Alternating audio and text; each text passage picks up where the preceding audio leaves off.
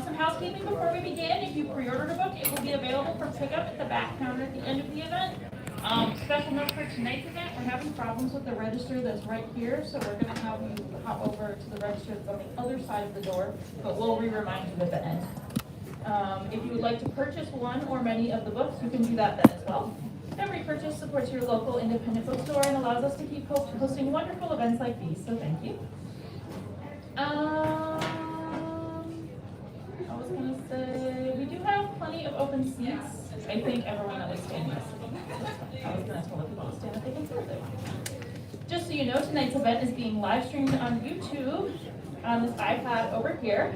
We try to keep audience members out of frame as a rule, but if you don't want to be on the live stream, you just don't walk in front of the iPad. The editor of tonight's anthology is Alden Jones. Alden is the award-winning author of The Wanting Was a Wilderness.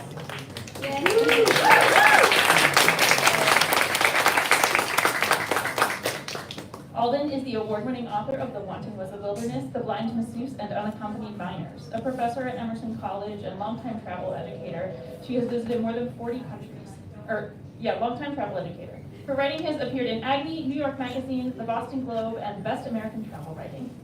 Tonight we have two contributors to this anthology here to join us, Gimpelevich and Sara Orozco.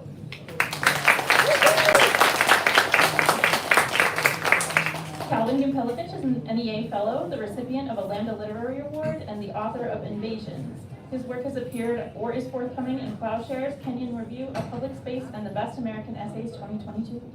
He runs the T4T reading series in Boston, Massachusetts, which, if you are interested, takes place on second Thursdays at the Model Cafe in Orozco.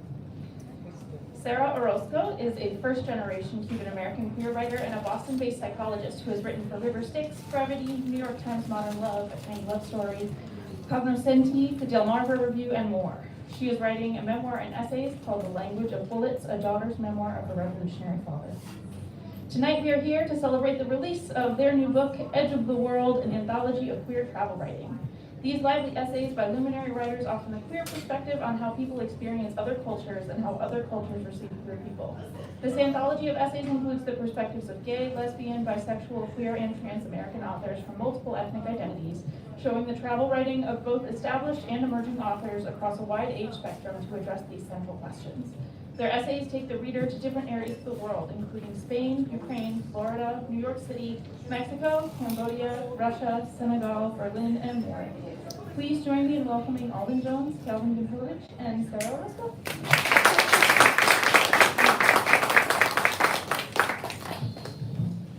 Thank you. How's still there? How's that? Try that one. How's that? Better. Okay. We'll just pass this one around if you even want a mic. Can you hear in the back? Can you hear us in the back? Yes. Okay. Thank you so much for coming.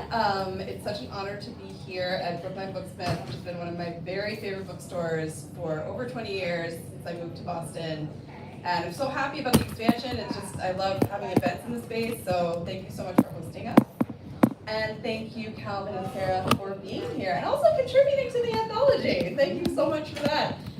People have asked a lot, like, how did you find the essays? Like, how did you choose the essays? These are two of the contributors that I asked early on. Would you please put your voice in this conversation? And we'll talk a little bit about that. But we've been mostly have done one event with Calvin, one event with Sara, and we've been doing a lot of in conversation. And people have been like, when are you going to read the book? Like, when are you going to read? So we decided we'd read about like 5 or 6, 7 or 8 minutes from the book, and then we'll just go one by one, and then we will converse among ourselves for a few minutes, and then we will open up to audience questions. All right. So, Edge of the World is a collection of travel essays. I had these ideas of what I wanted to do with the book in terms of what kind of pluralism I wanted in the book. You know, not just the expected ways of diversity, but also like age diversity and like how much people have traveled. So there's, you know, a National Geographic writer, and there's someone who never left the country until they were in their 20s and got dragged out of Texas, like kind of kicking and screaming. So I never knew exactly what was going to come in. I had an idea of like what this, this writer style was, or like what kind of. So it was really, really interesting to see how it all came together. And I'm very excited to talk about these two essays. So I will just start with the intro, which I wrote last after I collected all the essays, and I'm going to bounce around a little bit. So we find each other. A prelude. How and why do queer people travel? We travel to find each other, to escape the places and people who reject us. Because somewhere on a faraway beach, a party is being planned. Because we are displaced by violence or war, for the thrill of something new, to pursue an education, for love, to heal a broken heart. Because of some mysterious instinct to move and move and move. All the reasons human beings travel. At a cocktail party in Los Angeles in 2016, I began a conversation with a fellow travel writer that became this book. We were at the party to toast Raphael Kadushin's retirement from the University of Wisconsin Press, where Rafi had built a unique list of gay and lesbian travel literature, the only such collection I was aware of. He had acquired my own travel memoir, The Blind Masseuse, a few months after a writers' conference at which I discovered a table stacked with gay and lesbian travelogues, anthologies, and place-based memoirs, and boldly announced to him that my book belonged at his table. Rafi was a magazine travel writer in addition to being an editor. He'd acquired, and in some cases edited, books such as Queer Frontiers, Good Lesbian Travel Writing, and Wonderlands, Good Gay Travel Writing, and Big Trips, more good gay travel writing. And he'd done this during a time when queer travel writing was so specialized a genre that few publishers believed a readership for it existed. More room has been made for queer stories in publishing since the first gay and lesbian travel writing anthologies appeared. It was logical in the early 2000s to divide anthologies by gay and lesbian as these early collections were sorted. It made sense that purchasers of these anthologies might be looking for stories of same-sex romance set abroad. Before the internet, queer readers searched for stories of queer love and sex anywhere and everywhere, and if a story was billed as gay, there'd better be something gay about it. LGBTQ lit is no longer in the margins. Queer travel literature is in a position to forge new ground.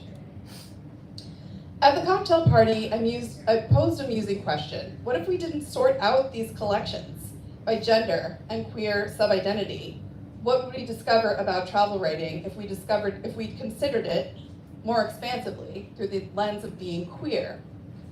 Why doesn't an inclusive anthology of queer-themed travel writing exist yet? The conversation lasted the rest of the weekend because I couldn't stop thinking about it, and everyone I ran the idea by also wanted answers. What themes could surprise us in a queer forward travel collection? What did it mean to be queer moving through the world? To get my answer, I'd have to pose the question to some queer thinkers and request their answers in the form of travel tales. I set out to create this book. I'm just going to read two more paragraphs. Once I began to collect these essays, refrains arose. Some expected, others more revelatory. There's dancing in Edge of the World, a recurring quest for a queer utopia, returning to a foreign locale years after a first visit to confront how much both you and the place have changed, the push and pull of parental love, how many of us long for our original home, even when we've traveled far away from it for a specific reason. There's scenes in this book that seem almost to be doubles, repetitions, one writer's experience mirrored by another. Travel has a tendency to conjure self-knowledge and bring it to the surface, and the best travel writing reflects this. I hope, in addition to exploring the expansive queer experience, that this collection asks not only what it means to be queer and moving through the world, but also what a queer perspective can do to expand or test the parameters of travel writing. Queer communities do not generally form at home. More often, queerness sends us searching, and we find each other. That is what we do. So, pass it on to Sara.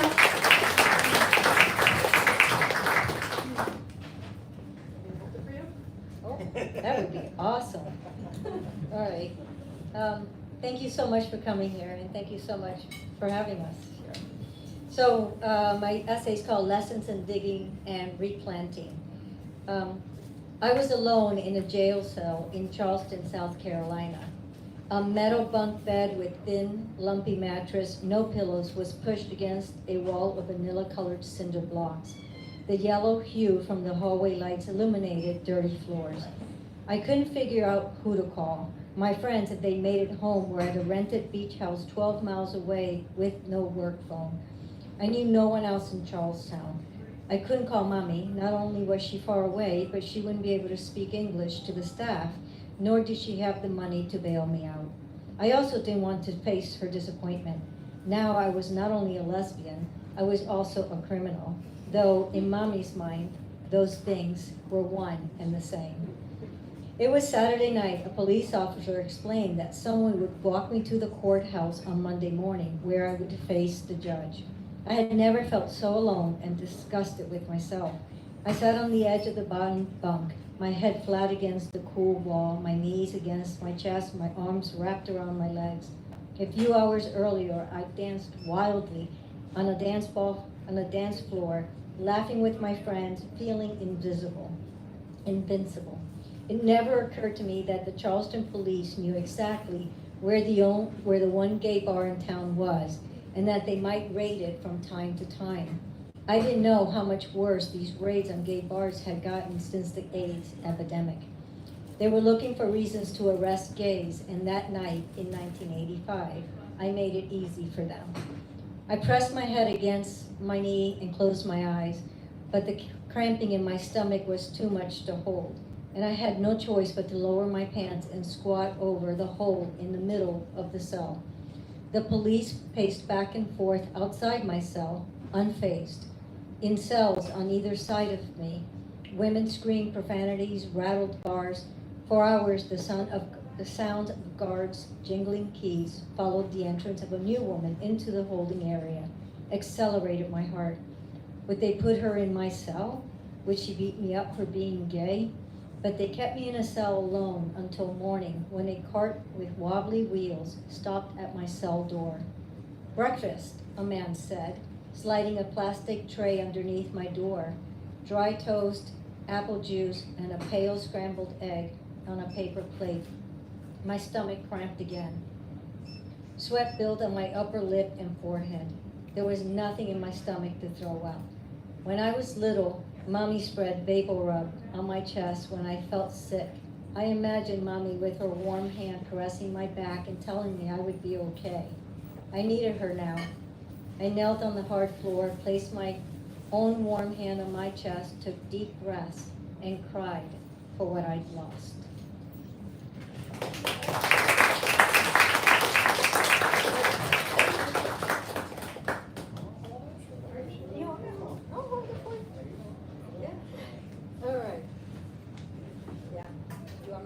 I want you to read the second. Okay, all right.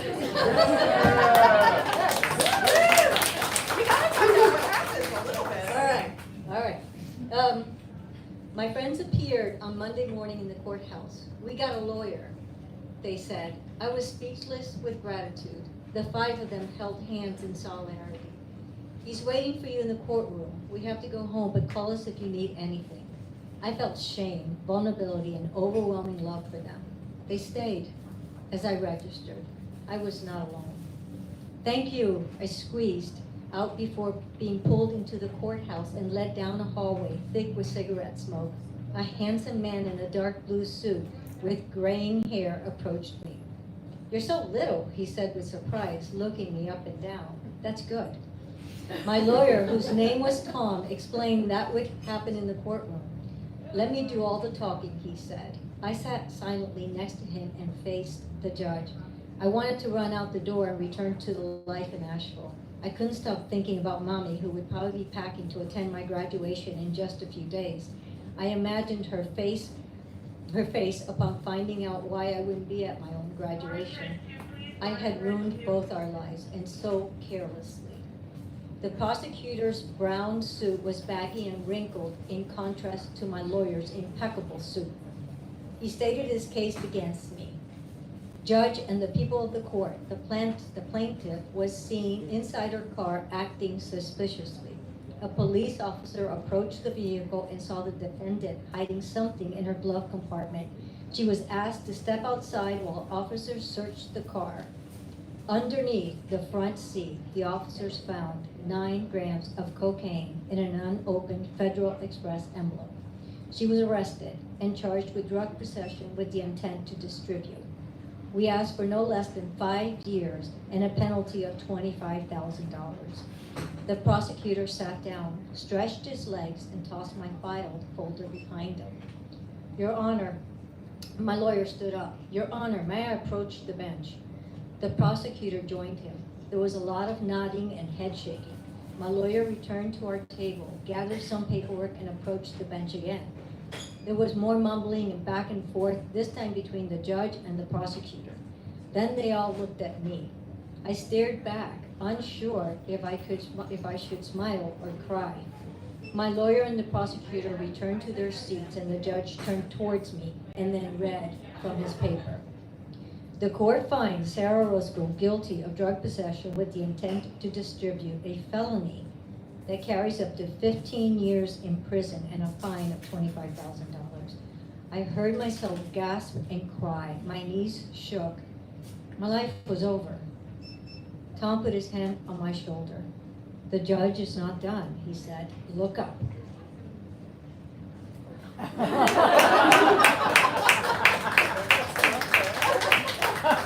I'll tell you what happened. Okay, go ahead. Okay, go on. Yeah, we can start there. It sold some books.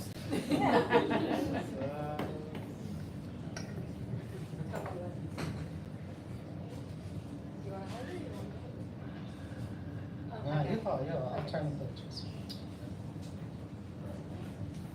There is a queer urge in the communities I know, which is to say a queer American urge for utopia, for an escape from the violent or subtle pressures of societies ill-designed for homosexual or transgender comfort by creating or moving to places that serve our particular needs. One sees this urge in art and theory, in the queer flight to cities with active subculture, in events creating temporary alternative space, nightlife, parades, festivals, and in the carving of self-fitting niches in rural privacy. When I was 22 in 2011, this longing for utopia brought me to Berlin. I came to Berlin imagining a blank space, a queer space, in which to feel free, despite tangible familial connections to the city's exceptionally unblank history, and despite, ironically also, having been raised in San Francisco, a city so tied to queerness and the cultural imagination that queer people flock to it with their own utopian dreams from all over the globe. But San Francisco was too solid for me, a place of corporeal relatives instead of mysterious dead ones, of commutes and underfunded schools and subway shutdowns, of chamomile growing weedy through the sidewalks, of disappointments, groceries, politics, laundromats, friends. Queerness did not leap from every corner, eliminating the mundanity of daily things. A place instead of no place. So I flew across the world to meet Germans in queer clubs who spoke rapturously of my home city, who dreamt of road tripping or living in California. I scammed my university into paying for the trip with an essay explaining the importance of time in Berlin to my future white-collar career. I say scammed because there was no scholastic need for travel. I had all the credits, courses, and department signatures necessary for graduation, everything but the petition informing the school I was done. I did not mention that I had dual citizenship with Germany and hardly needed the school's help to get there, that my interests revolved less around scholastic pursuits than the all-night or even 3-day or even week-long techno parties. Specifically, I'd heard of a thriving queer nightlife and was eager, newly identifying as transgender, to go. So I went to Berlin as a student in a formal study abroad program designed for Americans. The notebook I kept during that time is thick with flyers for art events, parties, and clubs. It's a journal of seemingly never sleeping, dozing on benches and trains and couches, coming home in the early mornings as commuters started their day, a document using fucking as a verbal accelerant too often, that tells me I went on a field trip to Sachsenhausen, concentration camp, hungover on 3 hours of sleep after negotiating a tryst for a non-German speaking friend. The school organized weekend trips of social historic importance, listed on a syllabus whose details I did not always read, and I arrived to meet my cohort bleary early for what might be an excursion to a death camp or an Enlightenment-style garden.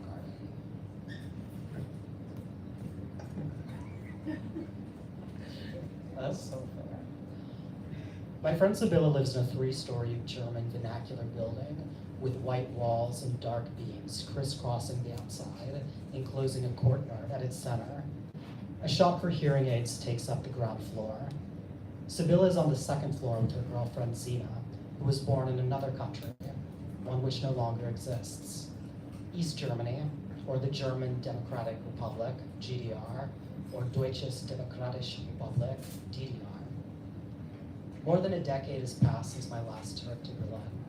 I'm 33 and here with my wife, Markel, on a pandemic-delayed honeymoon. It's supposed to be a vacation, but in reality, we're both working. She has an art commission with attended meetings, deadlines. I'm researching a novel. There's a strange pressure on the trip because we're testing Berlin as a place we might live. An ironic pressure because the reason Berlin is tempting is the same reason we're both working on the first vacation either of us has taken in 10 years. Germany's social services and funding, its friendliness to artists, makes art a more financially viable career. This is the utopian aspect of my second trip, the desire to have health insurance and stable housing in a place we can be easily, visibly queer. Sibylla and Zina kindly, insistently vacate their apartment for a week, going to Sibylla's parents to give us a free place to stay. Thick, dark beams divide the living room into segments of clay brick, white brick, and smooth wall. More beams support the ceiling. The building is 300 years old. Markel and I arrive at night, exhausted by travel. The first thing Sibylla and Zina show us after hugging and helloing and hugging again, before explaining the keys or locks or necessary parsimony with electricity in their retrofit flammable building, is a small brass plaque, 10 centimeters square, laid into gray cobblestone. Here lived and worked Gustav Simonson, born 1894, arrested April 1st, 1941, detained at police prison Alexanderplatz, murdered September 12th, 1941 in Buchenwald. The text is in German, the date's numeric, commemorating a Jewish World War I veteran and paint seller who died in the Holocaust. Stolperstein, or stumbling stones, are set at a person's last voluntary address before their transportation, extermination, or flight from Nazi terror. Simonson's last address had been Sibylla and Zina's apartment. The hearing aid shop on the ground floor had housed his paint store. More of these plaques, nearly 100,000 more, dot Berlin and the rest of Europe, forming the largest decentralized monument in the world. Each plaque is handmade, individually installed, in an attempt to rehumanize those exterminated en masse, stripped of names and given numbers. Each sits on the ground. Once you notice the memorials, they're inevitable everywhere, like the bullet holes still blocking buildings from the final days of the war. Sibylla hands me a printout detailing the history of this particular victim from the city's Stolperstein database, along with neighborhood maps, the wireless password, and Wikipedia articles about Frederick the Great and his palace, things we're planning to see. Sibylla knows our itinerary better than anyone, better than I do. She called a month in advance and we made it together. After herding Americans professionally as a student assistant in my old study abroad program, she knew we would not book tours or tickets in advance on our own. I have no memory of Stolperstein from my last trip. Incredible, as they are actually everywhere, shining among Berlin's cobblestones, ubiquitous to the point that I'm not sure how it's possible to visit Germany and miss them. It makes me wonder, in spite of documented physical traversals, if I'd actually visited the country or spent that semester within the projections of my own mental fog. In truth, I was fairly dissociated before gender transition and spent much of my life in an abstracted haze, wherein physical reality had only the vaguest pertinence to my being. For the entire decade between my first puberty and the second, I had a tendency to get lost trying to find my own house on my own street, to realize I'd left the house with my shirt inside out, and to knock into the sides of door frames as I passed through.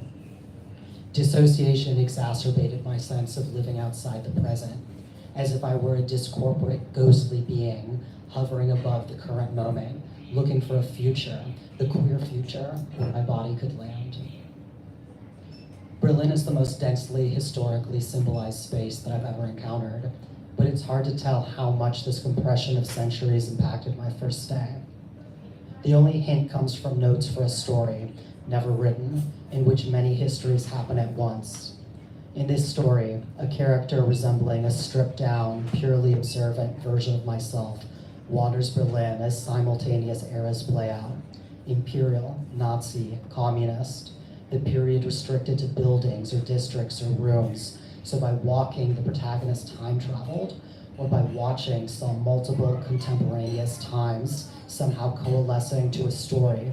As the barriers thinned between different eras, the protagonist narrator buffeted by an eternal present in which a citizen of the GDR shot while attempting to scale the wall, gasping her last breath in the death strip between nations, impacts the arc of a 16th century Berliner debating the monk Martin Luther's inflaming treaties, where the gay Nazi and brown shirt leader Ernst Röhm flies through gritty 90s sadomasochistic nightclubs before his assassination during the Night of the Long Knives, Hitler's intra-party consolidation of power and purge.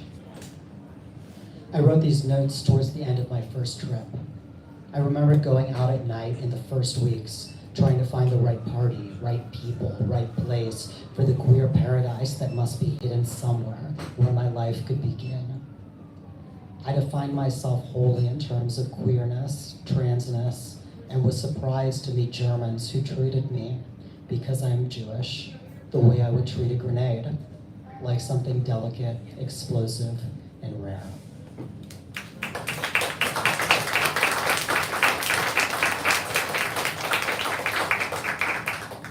So I think I'll just ask one question of each of the writers, and then we will open it up to questions. First, before I forget, I want to shout out my I had two assistants on this book, Savannah Rush and Matt Albrecht, who are both here. So thank you so much for all your help. So we got the essays, and Savannah and I spread them all over my dining room table, and we're like, which one goes where? And then we found the holes, like what are we missing? What themes are we missing? What representation? And right after that, I had this idea in 2016, but then of course I was writing a book, and I was like, when I finish this one, I'll move on to the anthology. I'm excited to do it. And then COVID came, and nobody wanted to think about travel, and so I put it way on the furthest back burner, and then picked it back up. So in the meantime, different things had happened to the roster, and I had asked Sara to write in the very beginning when I was sort of like, just collecting ideas, who might want to do this, and Sara had been my student at Grub Street and just had crazy story after crazy story, and they were all so amazingly almost complete with these, it was 6 weeks, 6 essays, so we had every week a new essay. And I was like, you gotta finish this one, you gotta finish that one. So I had completely forgotten that I asked Sara to contribute to the anthology by the time it was coming around. And then I saw her at Alicia Abbott's screening of Fairyland, and I basically attacked her and tackled her and was like, Sara, I need you to write an essay. And what stories do you have left from all the stories that I've read at Grub Street? And she came up with something. I was like, how did you not, you have this story and you've never written it? And then I think the funniest part was right before our first event, about a week before the first event, Sara like emailed me like, could you just maybe send me the final version of what we edited, because I have to tell my family that I got arrested. And I was like, what? So Sara like came out in this way to her family, so I hope, I would like to ask you about that. But I also just was so grateful to have a representation of like what it was like to travel in the 80s when you had to like really search to find queer spaces, and it was dangerous, like it was really legitimately dangerous. So I wanted to balance, you know, like fun and the sort of more perilous adventure, but I think we got both. So do you want to talk a little bit about your experience, how you chose to write this essay, and then what it was like to know it was going to be out in the world? Great, thank you. The story happened in 1985, so I had been carrying this story for a really long time, and for all the writing that I have done, this was one story that I just didn't want to tell, you know, and yet it didn't leave me. It was always there, and I think, you know, it's one of those that I was so ashamed of what had happened, you know, and I just felt like I wanted to keep it a secret.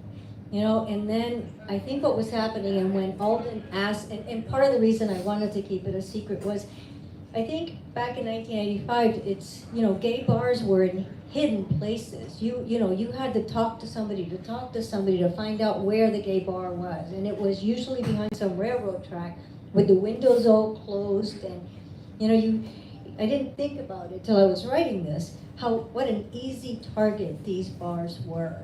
You know, and the night that I was there, these policemen had been hiding in a parking lot, and they had waited till all the you know, we were all in there dancing and everything else, and they decided to raid the bar, and it never made it into the newspaper, just because those stories just didn't make it. And I decided to tell the story now for a couple reasons, but one is that, having a secret like that and holding such shame around it, felt like I was still being controlled by that, and they were still controlling my voice, and I felt like I had to tell the story to stop them from controlling something that happened to me that actually shaped my life.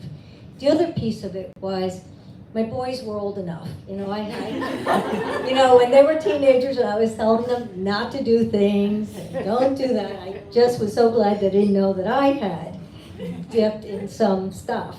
And so when Alden told me to write the story, I wrote the story, and then I just couldn't get my courage to tell them. And so a week before we're supposed to do a public event, I said, you know, they're right here.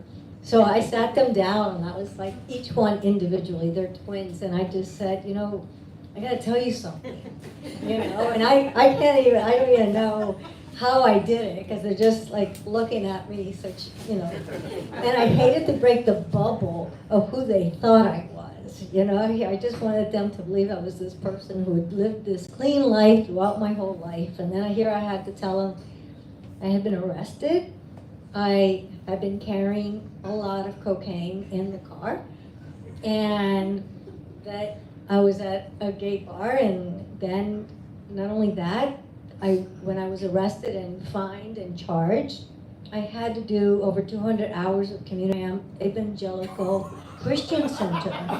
And so I had spent my whole summer working at a Christian center, decorating and digging ferns and decorating their center where people will come and pray the gay away, you know. And I was assigned to a Christian counselor who worked with me the whole time, and we met every day at lunch, and we talked about God and Jesus and things. And I just felt like, wow, I just need to tell them, you know. It's like, this is what it was like back then. And yes, I was wrong by having that in the car. But you know, I wouldn't have been there, and that wouldn't have happened had the police not been raiding and looking to, you know, get gay people. And that night they beat up a lot of people in that parking lot. And maybe in some ways I'm lucky They just threw me on the back of the car and took me to jail, but there was a lot of people that were on the floor and they were getting beat. So anyway, there's the story. I think my favorite, well, there's so many favorite details from the story, but one of them is that someone just sent her, like, oh, I'm working a mailroom, and would just, like assume there was drugs in any kind of mail that didn't have a return address, and would open it and then send, some of it to Sara, some of it to other friends. So Sara had taken this 9 grams of cocaine and put it under her seat and forgot about it, like completely forgot about it. So she's in the car, like, I hope they didn't see me about to light that joint, like completely forgetting that she had this envelope under her seat.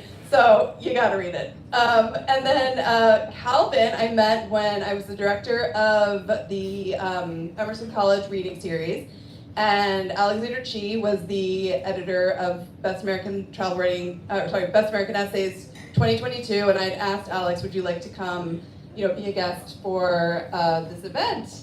And he said, well, can we make it a Best American Essays event and invite contributors? So Calvin came as one of the contributors, and I loved his essay. It was called Among Men. I've taught it. I think some students here may have read it. And then I learned yesterday from Calvin that it was his first piece of nonfiction. So going from fiction to nonfiction and then having your first ever essay wind up in Best American Essays might sort of change the course of your writing career. So I wanted to ask you about that, Calvin. It never even occurred to me that a person could write nonfiction. I started writing regularly when I was 15, and I'm 35, so it's been 20 years, and I was just like, novels, short stories. And then I wrote this insane book that I like to think of as my unpublishable manuscript, which has been true so far. It has been unpublishable. But it was one where I just got really experimental and started working in nonfiction. And I didn't even know the name for this, but started working in autofiction and auto theory. And several years later, learned I hadn't invented it. No, I know I hadn't invented it, I just knew there was a name. And I was like working on that, and it occurred to me that one can just do that. You don't even have to invent anything. And then it seemed like cheating, because I have to invent all these characters and these plots and these things. And then I realized I could just kind of ramble about everything I'm thinking about and reading. And I read a lot, and I have been told by some roommates of mine who have to listen to me a lot that reading the work is very similar to having a kind of extended, excitable conversation, just more polished. And so I've been doing more of it, like way more nonfiction the last few years, because once I realized I could just cheat, I can't stop. I feel like fiction is cheating, because you get to make stuff up when things end. With nonfiction, you're stuck with your material, right? You have to figure out how to use it. I don't have to be creative. I don't have to make anything up. I was like, this exists. So we'll open it up to questions. You can ask a question of all of us or individually as well. Good evening, Professor Jones. I have 2 questions, actually. The first question, as each story is based on real experiences, would you say it's an ethnography? And then the second question, do you think that you're going to do annual anthologies in the near future? Ooh, that's a great idea. I would love to do that. I don't know if the market can bear it, because this was actually a funny submission process, because I don't know if anyone is here from the class where my agent sent out the submission. It was a proposal, so it was like a 30-page document that outlined, here's some sample chapters and here what the book's gonna be like. And so I decided to share the process with my MFA students. I was like, were you in that class? No. So I was like, okay, I'm sending it out. I'm going to let you know how, is this going to be fun to follow along? And so my agent very optimistically sent it to like the top editors of, the top 5, the big 5 as we call it. And of course they kept rejecting it. And then I started to notice my students were getting really stressed out for me. And I was like, no, it's fine. This is going to be fun. And then we sold it it was the last week of class. So we got to have that final thing. But what I was going to say about that was that, to answer your question, the most common response, and it was almost like uniform from these editors, was, this is an amazing sounding book. I love the sample chapters, which were essays by Edmund White, Alexander Chee, a new writer, Zoe Sprankle, and my introduction. And they were like, this is an amazing book, I can't wait to read it, but I cannot sell it to the marketing team. So I think it's hard to sell literature, honestly, these days, but I don't know, I would love to do an annual thing, but Best American Travel Rating, which did really well for a while, it actually closed down like 2 years ago, so that was a little sad, but I think that might mean we need something to replace it. And then, is it an ethnography? So, an ethnography would be, are you thinking of it as like a study of, one's identity or culture? Well, with ethnography, it's usually like the study of people and experiences, and since the anthologies are interconnected themes of travel and experiences within the LGBT community, if there's a teachable ethnography within these stories for those curious about travel. I think you could probably frame some as autoethnography, which is like a big popular genre in PhD programs now. I just wrote one. So yeah, I think maybe Calvin's could be considered an autoethnography. Did you know you were writing that? No. But thank you for that question.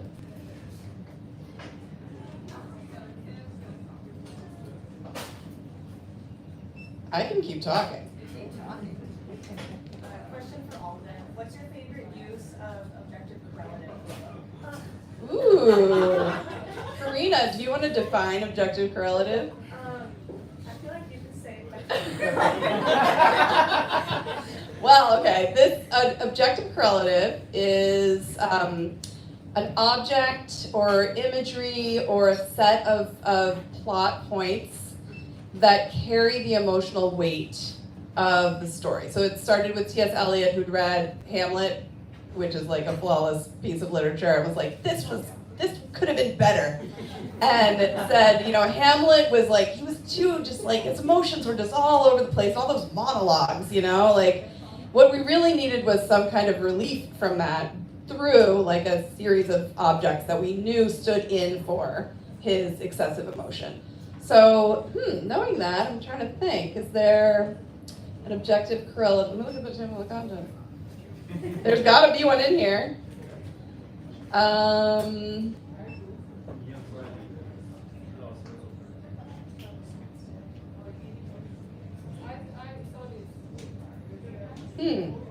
Well, I would say Sara Orozco. Actually, this is the only one I can think of.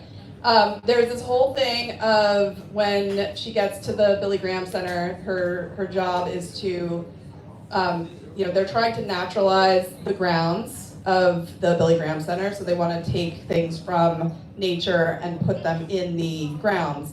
So Sara was like out in the woods, digging up ferns, really hot, like that was her, your retribution or whatever they would say, the Billy Graham Center. Repentance, yes. So she was digging up these ferns, and you had to be really careful with the roots. And if you pulled one out and the root system wasn't intact, then it wouldn't have as much of a chance. And this was in conjunction with Sara musing about her parents leaving Cuba and not meaning to leave. They didn't want to leave. They didn't think they were leaving for very long, and then they just didn't put down the roots. And how that sort of becomes, that's something you pass on. And then, of course, Sara was going through this whole, I've come to this place, Asheville, North Carolina, to get away from my family and my mom, and who just won't accept me. And now I have to withdraw my roots once again. So, how's that, Karina? I meant to do that on purpose. Of course you did. My question is for Sara. So you mentioned how difficult it was to talk about that experience of being arrested and telling your family about it, and I understand why. That's very difficult. What helped you to tell that truth in a way that, I feel like sometimes it's very difficult to write about such difficult experiences or something where you've made a mistake without either defending yourself or being too hard on yourself. How do you feel that you can strike that balance? Great question, and I struggled with both. I think I definitely knew that I had to tell the story the way I felt it, which was a tremendous amount of shame around having had the drugs with me, and just a mistake, just that whole period, but also wanting to tell a story about something that happened to me that I wanted people to know that, they raided a gay bar and they're still raiding gay bars today. And I'm not surprised that that continues to happen in the way we're going politically. And I think if I really told it from a very authentic place, and I hope I'm answering, and that is that, yes, there was shame and humiliation in the story, and I had to keep that true. But I think the part that I came to realize over time was, this was my story. This happened to me, and for me to re-own it and retell it gave me power, and it empowered me. And that felt really good about it. And I feel like I could tell that story and now say, they shouldn't have been there. They were doing the wrong thing, and I happened to be there. And yes, I did something bad, but it doesn't take away from the fact that, we gotta tell these stories, especially, I think, to generations of people who didn't experience the 80s or didn't experience the 90s. So I think we just gotta keep telling this history, because as we know, history does repeat itself, and we're close. Yeah, I've gotten a lot of commentary. I mean, I conceived of this book in 2016, so of course we're in a very different time now. So I thought it was going to be a fun little, feel-good project, and then all of a sudden it became a political project. So it's been really interesting to watch the essays take on different meaning. Before, and I would like to ask you about this, Calvin. Before it was kind of like this time capsule, as Calvin was talking about earlier in a different event. But now it's become sort of like a history repeating, a cautionary tale. This could happen. This might happen. I also just wanted to mention, because I think it was I think the most surprising thing that happened to me as an editor was Sara had agreed to write an essay, and I love her work. She wrote a memoir called Ma and Me about trying to get her mom on board with her being gay and just not being able to, and having that feel like her mom had carried her out of Cambodia as a baby, and she just had this sense of owing her life. And she's like, I can't be both a good Cambodian daughter and gay, but I'm both, so what am I gonna do? And she didn't really resolve it by the end of the book. So she started the essay that is up at the front of the book, and she emailed me halfway through. It was like, I don't think I can finish it. I don't think I can do it. And I was like, what's going on? And she said, well, it's making me not just remember my own internalized homophobia, but feel it. I'm feeling this, and it's embarrassing me, and I don't really want to keep talking about it. And I had just had an essay come in from Daisy Hernandez that had a very similar theme. And I was like, you know what, read this first, and then see how you feel, because here's an example of somebody grappling with the same thing. And she's like, I feel so much better. And it was so interesting, because I was like, we almost missed that. We almost missed that sort of representation of this is how it is. Sometimes you don't just wish that people would accept you for being gay. Sometimes you're just like, I wish I wasn't gay. I think that happens. So Calvin, do you want to talk a little bit about how your piece went from being kind of a time capsule of Berlin to a more, I know there's a lot to say on this, but maybe briefly on, how this became something that was more present. Are you talking about, are we talking about the Jewish part or like the more recent queer political part? Oh, whatever. I was thinking. The first part. Alden's alluding to how difficult I was submitting this piece. This is the most difficult I've ever been as a writer. I usually send people like a draft, and then I make edits, and then we make copy edits, and it's done. I sent Alden like 7 drafts. I sent drafts like before Alden had read the last draft. I was like double emailing drafts. And it's because I wrote the first draft and I was like, great. And then 2 years ago, October 7th happened, and there's been a war ever since in the Middle East between Israel and Palestine.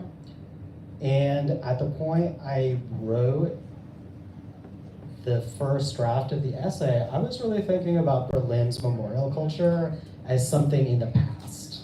You know, these were the things in the past, and they were so in the past that I really was showing up hungover to concentration camps, you know, to go to the memorials. I was younger, I wouldn't do that now. It's depressing, that's a bad move. You know, don't go to Sachsenhausen and hungover, it doesn't make you feel good. But it felt like the past, and the past felt kind of like static and stable. And then really quickly after the war started, it became clear that these monuments were repoliticized and very, very current. Masha Gessen wrote a great piece called In the Shadow of the Holocaust about how the memorials in Berlin and Germany's memorial and memory culture in general was suddenly really politically fraught, and you were having things like, it's uncomfortable to be left-wing in Israel.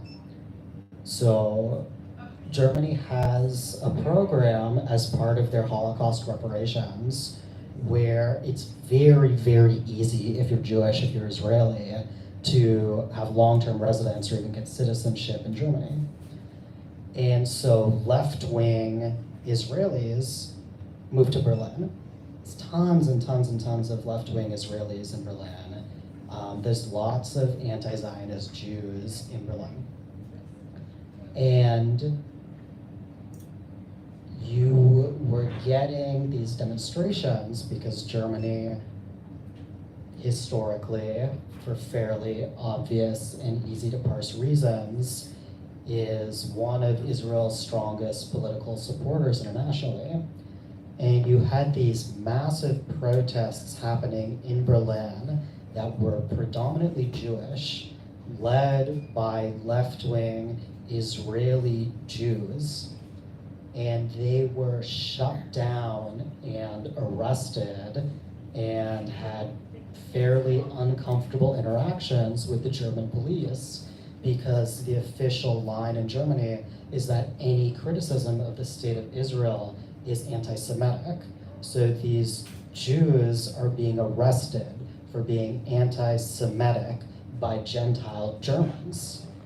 And that is a wildly complicated and weird scenario that's still playing out and that's still happening. And this thing that I was writing about, because this is really about like the spatial memorial culture and my interaction with it and being younger and then being older.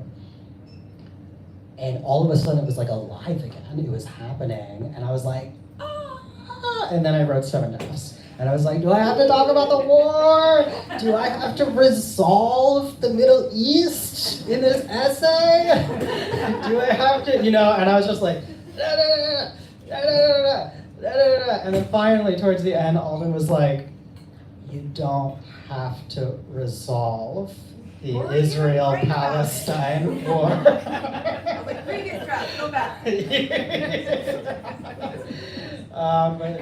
That's what happened. I did. I said, like, Cal was like, I think I gotta address what's happening now, and send me another draft. I was like, nope, backwards. Let's go backwards to the last draft. And actually, that happened with you too.